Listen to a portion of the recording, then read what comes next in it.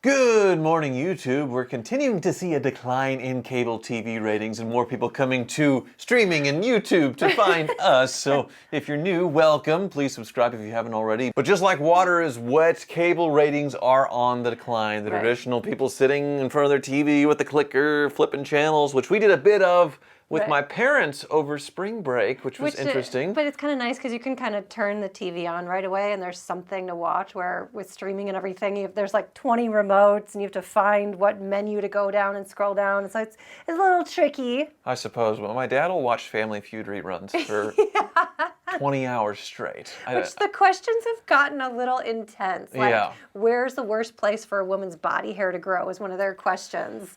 And I was surprised they were able to play that on like regular mainstream TV, because the answers are like boobs and butt. And I'm like, wait, I thought this was like family television. Right. But they have to get more extreme to try to get the viewers, and it's still not working. Well, the Game Show Network's business model is pretty easy because they have some low cost to make game shows that are originals, but mostly reruns of classic game shows like Family Feud until the end of time. So I guess they're doing okay, but ESPN is not. Right. They're on the front page of CNBC today with the headline, ESPN's model is eroding. Ooh, just like Motor Trend, right? Well, Motor Trend is gone, Right. but ESPN started as a cable network in the 80s, and it was a cheap thing to add to a cable package, and you got a lot of sports. People loved it. It was like $1 extra a month in your cable package, but nowadays it's getting close to $10 per month per subscriber is what ESPN is getting. They've been raising their prices steadily, but because of the decline in cable viewership,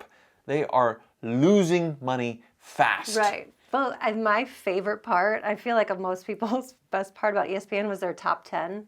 Right. Which didn't you make the top 10? Oh, on for my ESPN? call on the drivers start your engines, yes. Are we allowed to show that? No, it gets copyrighted out. So but he I was did, was it a NASCAR race in Watkins Glen? And he said, like, gentlemen, start your engines, or whatever you said. They make you say drivers now, because there could be a woman. Right, yes. right. Drivers, start your engines. But then, like, what made you think to do what you did? Because you fell to the ground and were, I just wanted to show that I was giving my all like a rock star. Oh, and going down. That's a microphone. That's not something else. But it was so good, and you made ESPN's top 10, which is hard to make. Obviously not for you, though. Well, congratulations. Thank you. But less people are sitting and watching it. They're getting their sports information from different sources, from podcasts based on their interest, just swiping through their phone and seeing clips on Instagram or wherever else, or YouTube. Right. They're not tuning into ESPN, which is a Disney-owned company, and they're kind of like, oh crap, what do we do? Right.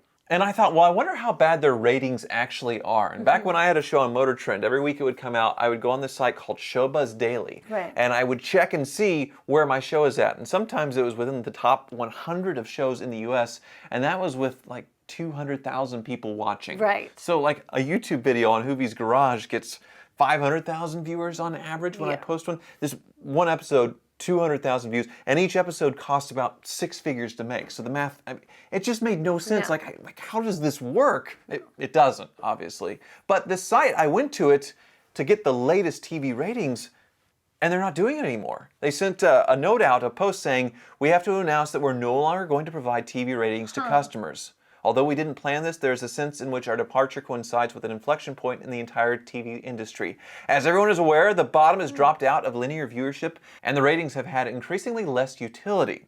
The demos are just basically within molecules of difference, is what they're saying. There's like no big difference at all, and everybody is going over to streaming, and they can't really show the ratings of that because none of these streamers will release the ratings, how many people are watching. Netflix purposely doesn't share any data. And they don't have to? Like, what are the rules on that? Well, that was the source of the Writers Guild strike last year, was how do people know if their show's a huge hit or not? Because they don't get ratings. So say you're an actor, you're a writer, you're part of this, you're the showrunner of this big show, or you think it is, you don't know. Right. Like the Stranger Things kids, they don't know. Obviously, hundreds of millions of people are watching that show, but they don't know. So when it comes to negotiating contracts and things, Netflix is holding all of the cards. And I don't think that got solved with the recent strikes, but I decided to just go back a year ago, roughly, to what the ratings were for TV back in the day. And if you look here, Oh, actually, I want you to guess. Oh my gosh, I'm going to be so bad. So their top-rated show for March 30th, 2023, and it was in the top 10. 9 out of the top 10 that day. Right. Sports Center, their sports recap news show at 9 o'clock, basically prime time television, cable. How many people do you think watched it? I'm guessing quite a bit because it's like the end of March Madness, and so everyone kind of wants to watch the highlights of everything. Everyone's betting. There's a lot going on. I'm going to say 7 million. Is that crazy? That is pretty crazy. Really? Because there's like, yeah. I don't know what the population of the country is, but I feel like tons of people are going to be watching that. Well, just for reference, the most watched show, Tucker Carlson, who got fired, which was a big crazy thing for Fox News to do considering he was the top rated guy. He was getting 4 million viewers a night, and then Hannity was getting 3.5 million viewers a night. Right, but that's very political. This is sports, so there's there's no sides to it really. 573,000 people tuning into Primetime Sports Center. What? Yeah. What? 573,000. That's their most watched show on Thursday. Thursday night, when everybody's in, nobody's going out doing anything. That's their peak. That's what they like celebrated about. That's their best show. Now, obviously, there's the demographics, like the 18 to 49, which people value, and it's like a 0.2 or whatever for advertisers, which is, I guess, pretty good. But overall, people watching, it's really, really bad. So let me see. Now that you have that in your head, what do you think Top Chef would have done? Top Chef with was that Gordon Ramsay? Like a cook-off show on Bravo. I mean, everybody's kind of heard of Top Chef. I mean, it's been on for 20 years, so Top Chef. Yeah. Well, I'm gonna go less because it's a smaller interest people would be into. I'm going. Sorry, I dropped my phone. Yep. Maybe 200,000 people. It was actually 523,000. More? Yeah, a little bit more. Yeah. What? Right. But then, there's some big names like, how about My 600-Pound Life on TLC? They document the very, very big people. Right. The Learning Channel turned into that. I mean, it's a good show. Are you telling me there's more viewers for that? Right around the same? Well, yes, it was 368,000 viewers, so about the same as Primetime Sports Center. More people are watching almost the same amount of people are watching My 600-Pound Life. Okay, so we love sports. Right. We love watching sports and eating, which leads us to becoming My 600-Pound Life. So that's America right there. Right. America. Those are the top-rated shows, right? That's what we're interested in on television, not streaming. So how about The Daily Show? You've heard of The Daily Show, Comedy Central. This was an institution. Right. I think Trevor Noah had left by then. Jon Stewart has now famously come back to sort of try and save the show. But what do you think? Oh, I'm going less, 200,000. 365,000 viewers for a big show like that. I mean, that's Comedy Central's flagship show. Right. 365,000 Well, and the viewers. ratings weren't, when Trevor left, they kept having guest people on to kind of see who was going to be the regular, and it just never took off because people were used to seeing Jon Stewart, and the new eyes aren't going on watching television and watching everything online. But there are shows that still get the millions. Reruns of Young Sheldon, which the 11-year-old had us binge watching forever. That show actually got 7 million viewers, but maybe that's when it was going off air, like one of the last few episodes. Right. So like TV comedy stuff, I guess maybe they were tuning in towards the end of that. But there's a few things, a lot of those, Law and Order is still getting millions of viewers because old people just sitting and watching and getting... I like it. What does that say about me? It's a great show. Well. Hi.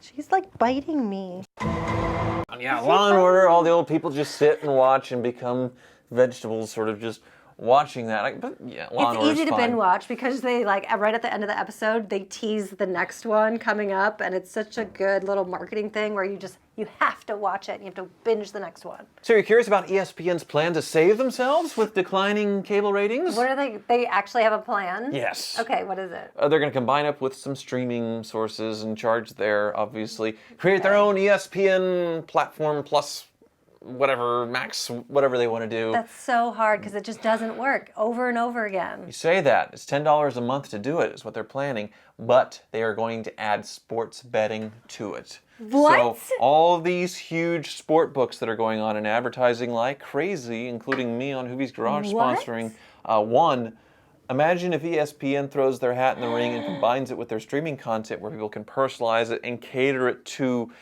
their own interest in sporting and things, and they're able to place bets and watch it live on ESPN. It seems like it's illegal on some sort of level, somehow. It's going to be an absolute cash cow. So ESPN is one of the few that will be able to save themselves. And like during the virus when they couldn't do sports and they were rerunning like dodgeball, you know, like making ESPN 8 the Ocho and all the weird sports and things like. So you can bet on anything from, you know, 3-year-old dodgeball, I suppose, or competitive cup stacking or logging and sawing and all those crazy things. Like you can watch it on the stream and bet as you go, and they're going to make oodles and oodles and oodles and oodles of money. So much money. That's crazy. And a great idea. Thank you so much for watching. Yeah, we can bet on like competitive cut. Yeah, we can bet on like competitive cuck snapping. Yeah, exactly. I would watch it. We can bet on competitive cup snapping or stacking.